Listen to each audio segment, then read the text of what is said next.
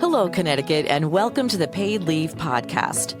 The title basically says it all. I'm Nancy Barrow, and I will be delving into this new state program and how it can help you and your family. This podcast will give you information you should know about Connecticut paid leave and maybe just a little bit more. Connecticut paid leave brings peace of mind to your home, family, and workplace. Welcome to the Paid Leave Podcast. Down Syndrome Awareness Week is celebrated across the globe from March 15th to March 21st every year. And the purpose of the week is to create awareness about individuals with Down syndrome and the difficulties they may face in their lives. About 5,000 babies with Down syndrome are born in the United States each year. And due to advances with medical technology, individuals with Down syndrome are living longer than ever before, 80% living to past 60 years. In March, it is also National Developmental Disabilities Awareness Month. And joining me today to talk about Down syndrome is Kandi Pickard. She is the CEO and president of the National Down Syndrome Society, and she provides vision and leadership, working collaboratively with individuals and organizations to support the entire Down syndrome community. And she holds a degree in business administration and brings 2 decades of experience in operations and effective administrative management to her role at NDSS. And Kandi's involvement in the Down syndrome community first began as a local volunteer and advocate after her youngest son, Mason, was born with Down syndrome. And 10 years later, she leads NDSS with a focus on building community and keeping people with Down syndrome at the center of everything the organization does. We'll talk about how Connecticut paid leave could help individuals, families, and caregivers. Welcome to the Paid Leave Podcast, Kandi. Hello. Thank you for having me. It's so nice to see you. And why don't we start with the basics, right? Can you tell me what the National Down Syndrome Society does? Yeah, absolutely. So I'm happy to give a little background of it. So NDSS was founded by a mom who had a daughter with Down syndrome who was looking for resources, looking for that connection, and just really was missing it. And so she created NDSS. And NDSS, I think, in her mind, when she first started it, was going to be like a little bit of a parent group and an opportunity to create and share information and resources. In 2024, we celebrated 45 years. So fast forward 45 years, and now we are this leading advocacy organization, which really supports the lifespan. So from birth all the way to end of life for not only just individuals with Down syndrome, but their families, their caregivers, and everybody who's involved in their life. And so those services that you offer, how do you start? And so if a parent comes to you and they have a baby with Down syndrome, what are some of the services that you offer?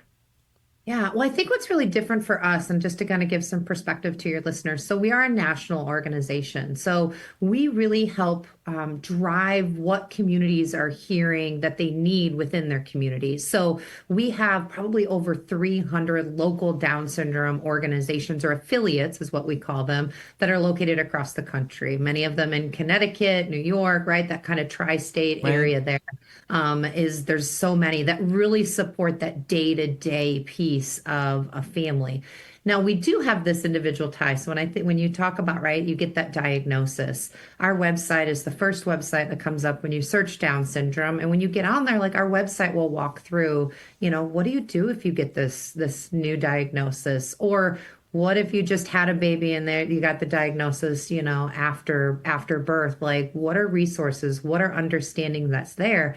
I think the best part of what we offer our families is that when you call, somebody picks up the phone. So at the end of the day, you're picking up, and if this is your first call and you are just a ball of emotions with getting a diagnosis or experiencing something within your life, like, you have somebody who's going to listen, support you, and be able to provide, some information on what they can take back to talk with their families about. How did you become the CEO and president of the National Down Syndrome Society? That's a story. How is that? How did that happen? Well, as you mentioned in my bio, so I have a almost 13-year-old son with Down syndrome. Mason's birthday is in March. A teenager. Uh-oh. Yes, right around World Down Syndrome Day, too. So I all feel it's very kismic in some sort of way, in some capacity. Mason is my fourth, and as I say, my final child that I had. And after Mason was born, I really felt like there was just this pull for me to get involved. And so I joined our local, as we talk about, affiliate, and I served on their board. And I was actually the person when you did get that diagnosis that I was the first one that they met with. I brought resources, support, and was just that person to be able to listen and just be a sounding board for families.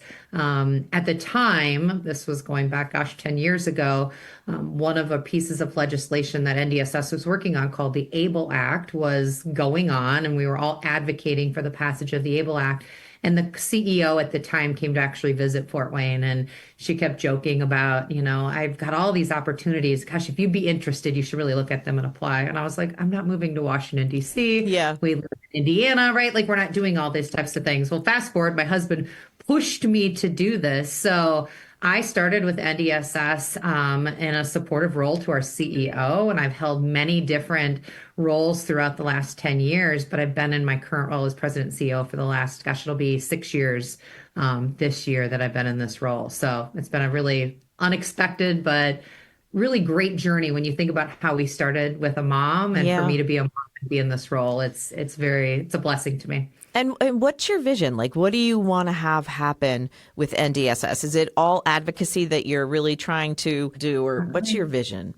No, it's a great question. I mean, the advocacy is at the heart of what we do. And I think it goes further than just, we do spend a lot of time in policy and advocacy. That's a big part of our work that we do, is just advocating for the rights of people with Down syndrome, looking at ways that caregivers and families can be supported in these roles of caring for a person with a disability. But I think that also goes bigger than that. I think you mentioned, right, as you're talking about Down syndrome, the life expectancy, right, in the 80s was 25. Now folks are living 60 plus. So what that means to me is that we have a critical role in providing resources, supports, and just avenues for families to live a long life. And I think what we're witnessing over the last few years is that caregivers are tired. Caregivers are now dealing with their own aging, circumstances, and an adult that's aging, that we've got to help find some gaps there to provide some support to them. And that's I think for me, there's a lot of things I think about with the vision of NDSS, but when I even internally look at Mason, I want Mason to outlive me, right? I want Mason to live a very healthy life. So how do I kind of take my own personal, journey here, and also what I'm hearing from families and people who are supporting our loved ones, and making sure that path is solid, and that there's just supports and recognition for the caregiving role that really needs to be recognized in our space. Yeah, that's something that we do at Connecticut Paid Leave.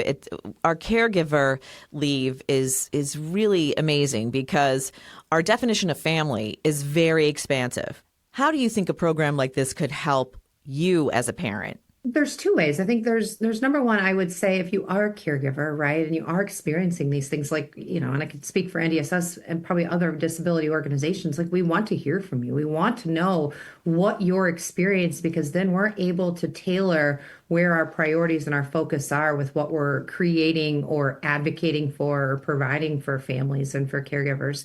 So I think first and foremost that. And I think also the fact that we're able to support a family through this is invaluable. And I think you made a really good point of that caregiver. The caregiver isn't always mom and dad, right? It could be a grandparent. Yeah. It could be a direct support provider. It could be a sibling, a best friend, right? All of those different avenues. And that caregiving path looks different for each of them. And so I think for us, it's just so critical for us to be able to give people the information that they need, especially I think in our world right now. It's like we're so limited on time. So how do we provide digestible information that they can get those facts that they need to be able to, manage their day-to-day life? Right. And not have to quit their job, right? Like, we give up to 12 weeks of income replacement that they can take all in one block or intermittently or at a reduced schedule from work.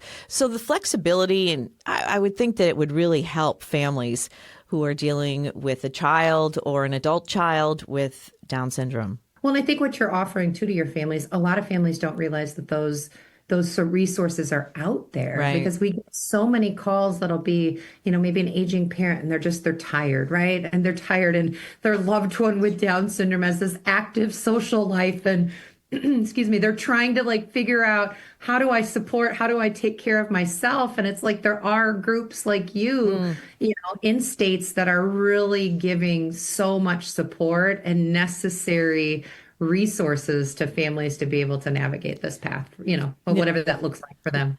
That was an interesting point that you said, how important is your mental health and well-being as you go through this as a mom and as a family? Did you reach out to support groups for yourself and therapists? Because that is so important. And that's something, again, that Connecticut Paid Leave does. Mental health, we definitely give you up to 12 weeks of income replacement if your doctor says, yeah, they're depressed and, anxiety. And those are real serious health conditions, which we cover. No, it really is. And I think, when I look back, gosh, almost 13 years ago, right? I think that diagnosis was, for me, as it is similar to a lot of families who get a disability or a Down syndrome diagnosis. There's that worry, that concern, that, that path that I initially thought was going to be my fourth child is very different now. But I think that I had such great family support at that point in time that I just shifted my mindset. Was like, okay, how do I get involved? How do I learn everything that I can about Down syndrome so I can make Mason's life like everything that he deserves it to be? I think what's interesting, and I speak of this for Down syndrome, but I think it could probably be reflected in any disability for a caregiver. It changes, right? You have that baby, new birth, like all of those things. And then we start school. And then now, as we talk about 13, we're in a different stage with puberty. And then we're going to start to transition into adulthood. And so when I look at even where I am now, there's such a need where I will get online, or I'll try to find a little support group. I think a lot of people would think like I have access to all these resources, and I do. But I think again, being very transparent with you and your listeners here, I don't probably do as much or take care of myself the way that I should. I think I put that energy into making sure our families, right, are taken care of. And so there is a need that I recognize, and we may talk a little bit about this too with our adult summit. We had this wonderful woman that came in and talked about mental health, and specifically for caregivers. And I sat in her session, and I've had time to talk to her afterwards. And the feedback that she gave me really is allowing me to reflect and realize that I do have to take that time. I have a great, village around me that supports me and helps me. But at the end of the day, like, I do need to have that time to process and reflect and show up to be my best self, right? Right. And I think, women tend to be that caregiver to everybody in the family, right? And you have 4 kids, so you're busy, I'm sure you do need to refill your coffers and get some help. Maybe, working on it. Yeah. Work in progress. It's a process, right? Yeah. Maybe we can talk a little bit about, like, when you first got the diagnosis. Tell me what Down syndrome is. Are there different types? Are there varying levels? Yeah, I mean, you mentioned, right, about 5,000 babies are born, and we kind of break it down about 1 in 775 babies in the United States are born with Down syndrome. So Down syndrome, again, just to kind of give the condensed version, there's the 3rd copy of the 21st chromosome, which is a genetic condition that brings Down syndrome to life. And I think that what's really unique for me was I sat back and I always thought about it.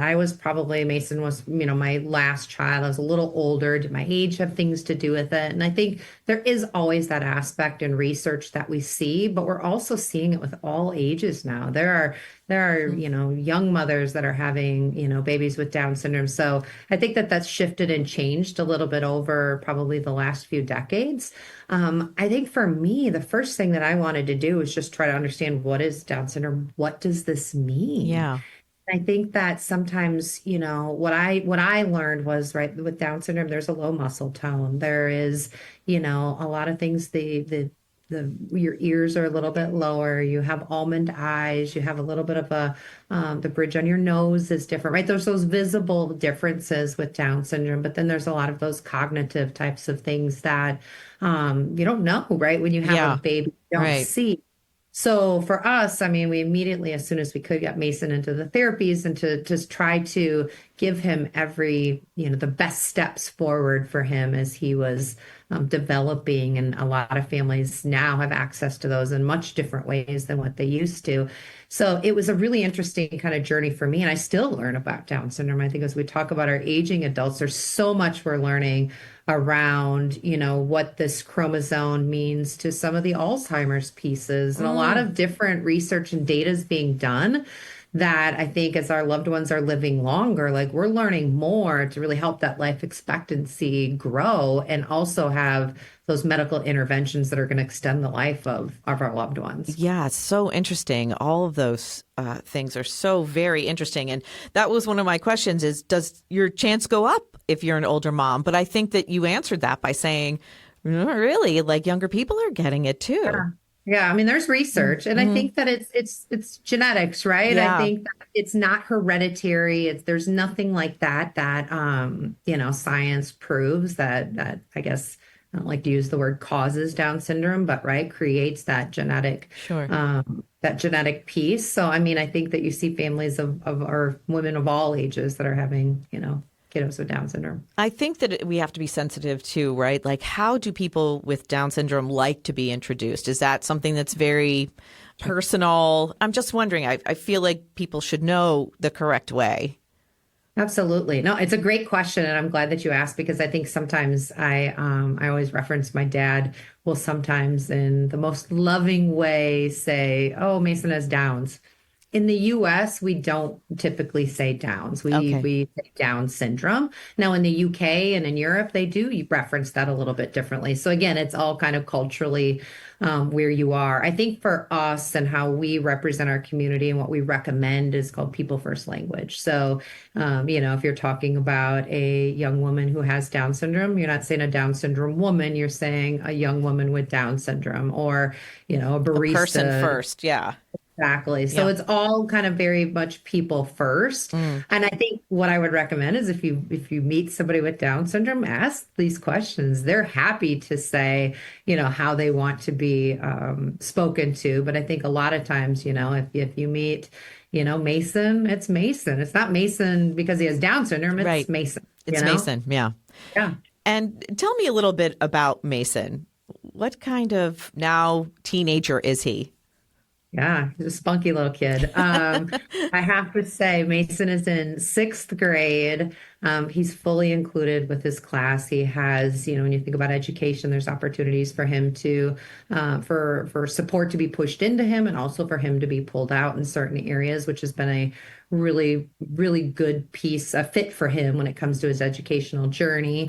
But, Mason just wants to be with his friends. He's been looking forward to this whole week of going to see Sonic 3 with his friend Luke from school. And so they're going to go get pizza before, like it's a whole thing for him. This kid loves his birthday. We're counting down the days. We're planning birthdays. We're doing all those other types of things. But I think what the best part about Mason is that he is truly authentically himself. He does not care or worry what anybody thinks about him. And I think that he changes somebody's day just by making them laugh or giving a hug or a high five and a fist bump, which I think is what I love the most. Which is awesome. What are your hopes for Mason as he grows? You want him to go to college. You want him to have that experience. You want him to be able to work, I'm sure. But what are your hopes for Mason?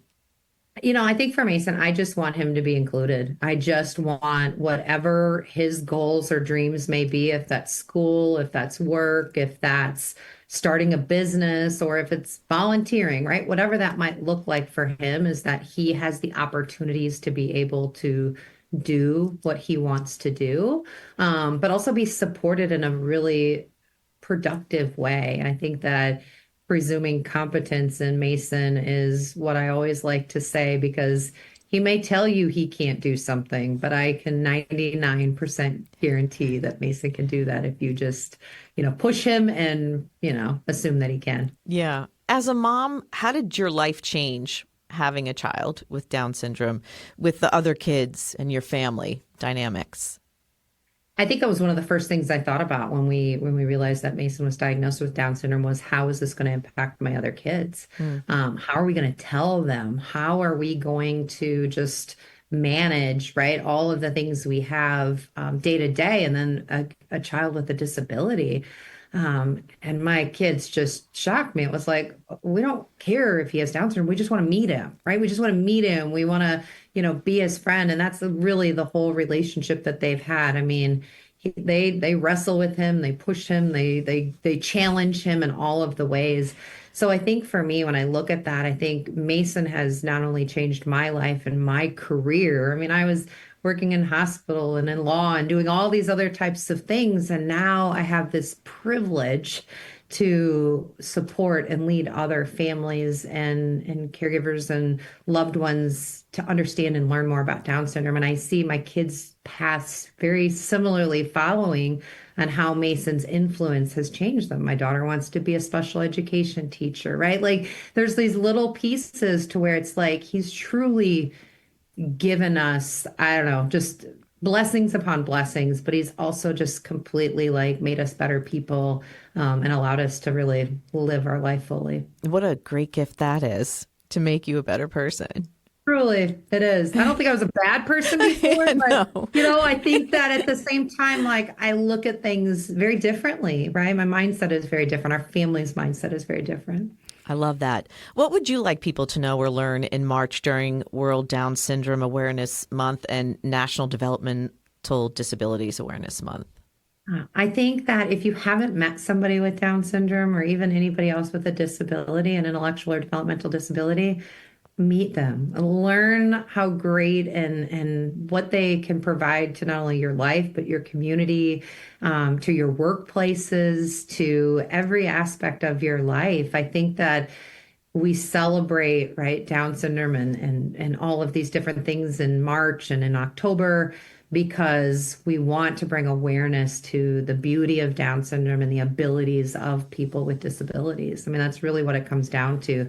They deserve a place in this world just like the rest of us, and it's our job as humans to make that possible for them. And what would you like people to take away from this podcast today?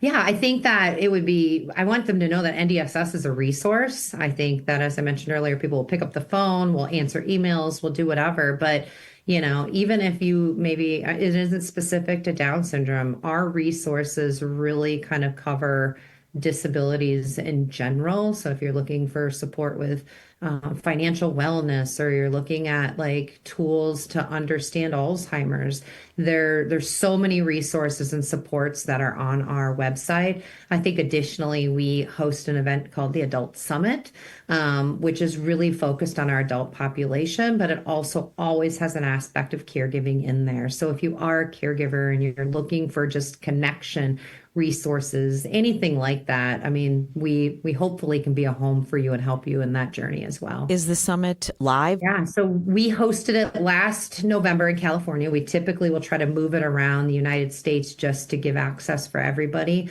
This year in 2025, we're going to do a virtual option. So I would say stay tuned to our website or email or whatever else, Facebook, all of those different digital platforms to get a little bit of announcement. And then we'll be back in person in, I believe, in March of 2026.